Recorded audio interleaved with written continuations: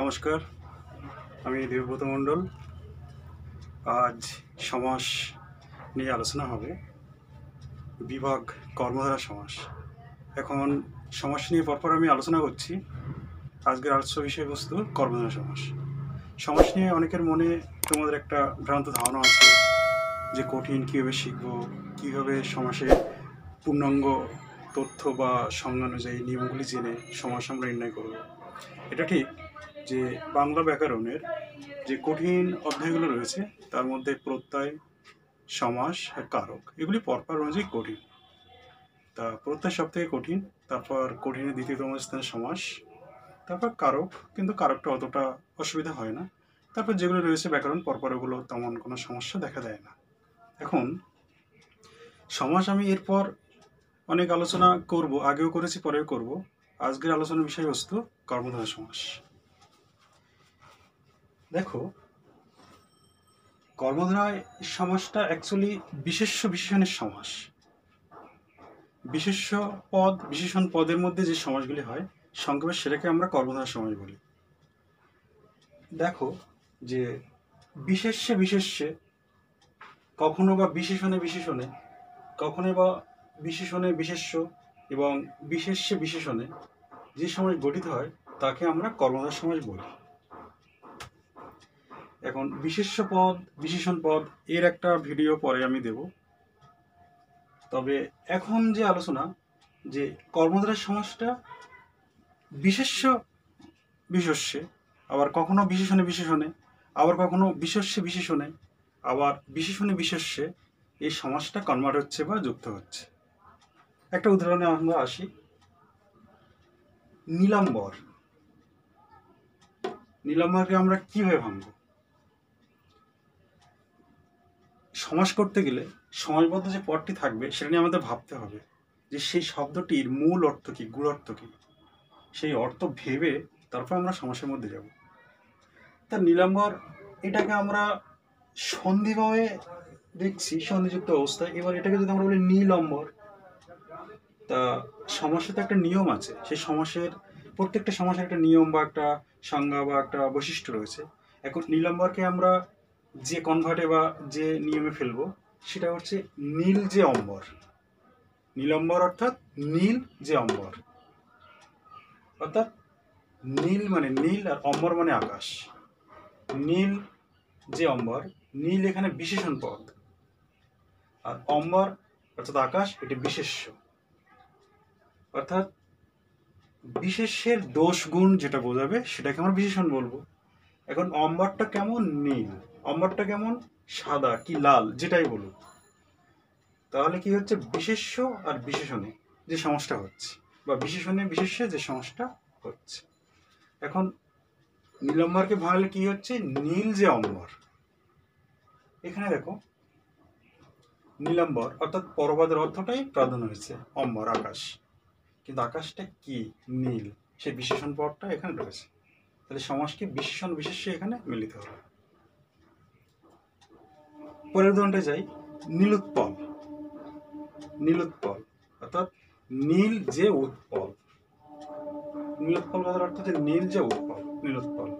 এখানে দেখো উৎপল বিশেষ্য পদ, উৎপল বিশেষ্য পদ। এবার নীল কি লাল? নীল। নীলটা এই বিশেষের দোষগুণ বিচার করছে এখানে, তাই এটা হলো বিশেষণ। তাহলে এই সমাসটা কি হলো? বিশেষণ আর বিশেষ্যে যে সমাস হলো সেটি কর্মধারা সমাসের দৃষ্টান্ত একটি। নীলোৎপল। এখানে প্রত্যেকটিতেই পরপদের অর্থ প্রাধান্য হচ্ছে, অর্থাৎ পূর্বপদ পরপদ। নীল পূর্বপদ, অম্বর পরপদ। নীলম্বর সন্ধি যখন হয়ে যাচ্ছে এই বিশেষ্য পদের প্রাধান্য এখানে পাচ্ছে অম্বর, নীলম্বর। ঠিক তেমনি নীলোৎপল, উৎপল, নীল যে উৎপল, এই উৎপল এই বিশেষ্য পদটি প্রাধান্য পাচ্ছে। অনেকটা কি হচ্ছে যে এই কর্মধারা সমাসটা কর্মতৎপুরুষ সমাসের মধ্যে উদাহরণ দৃষ্টান্ত হয়ে যাচ্ছে। আগে অ্যাকচুয়ালি কর্মতৎপুরুষের মধ্যেই ছিল, সমাসটা তো সেটাই ছিল।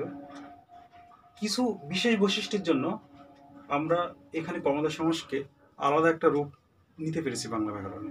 কেমন? যেমন দেখো রাজর্ষি, রাজর্ষি এটা দেখো এটাকে ভাঙলে কি হচ্ছে, যিনি রাজা তিনি ঋষি, অর্থাৎ রাজর্ষি, যিনি রাজা তিনি ঋষি। রাজা নিজেই রাজা, আবার ঋষি, ঋষির জীবনযাপন পালন করে।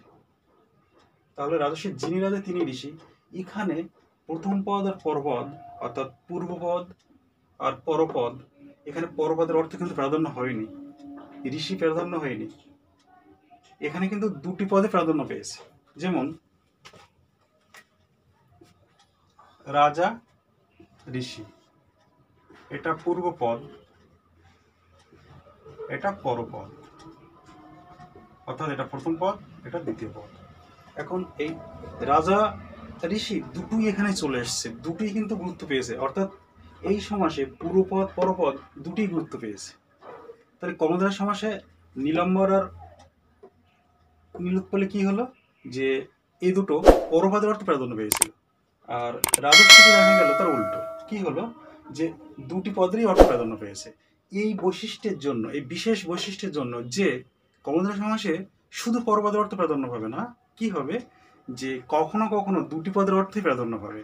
সেই জন্য এই বৈশিষ্ট্যের জন্য একে আমরা কর্মধারয় সমাসের আলাদা দৃষ্টান্ত হিসাবে বাংলা ব্যাকরণে কনভার্ট বা রূপান্তরিত করা হয়েছে।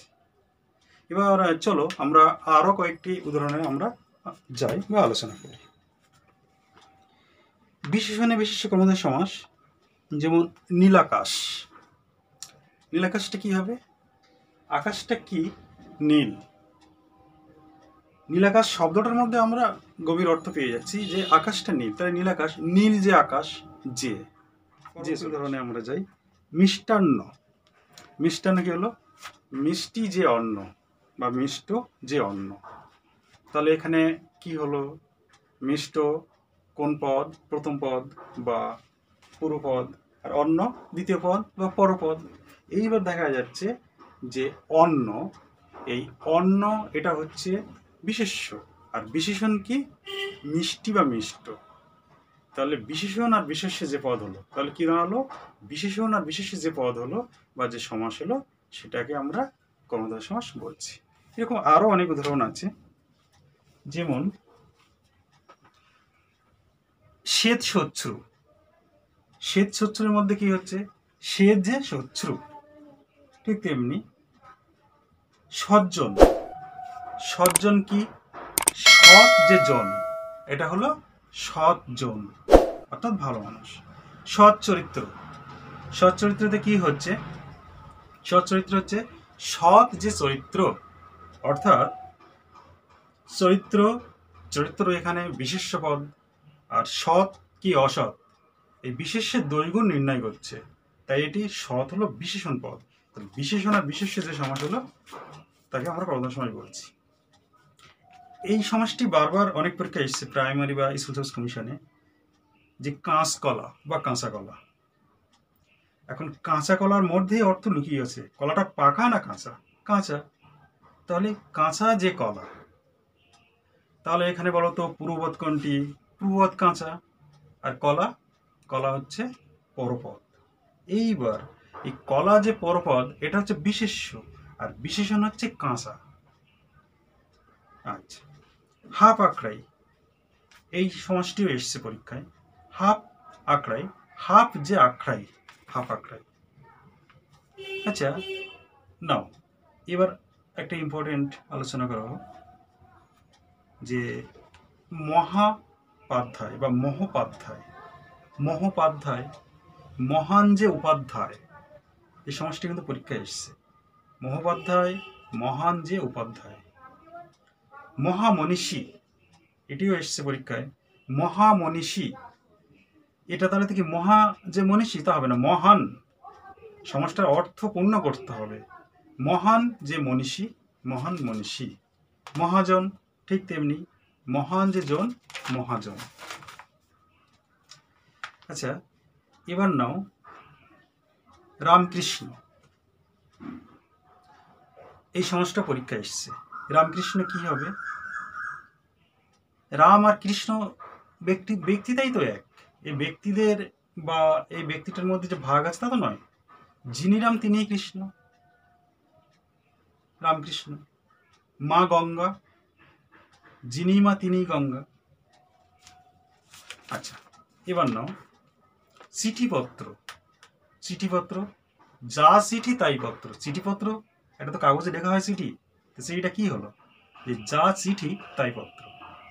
ঠান দিদি, এটা এসছে পরীক্ষায়, ঠান দিদি, যিনি ঠান তিনিই দিদি, ঠান দিদি।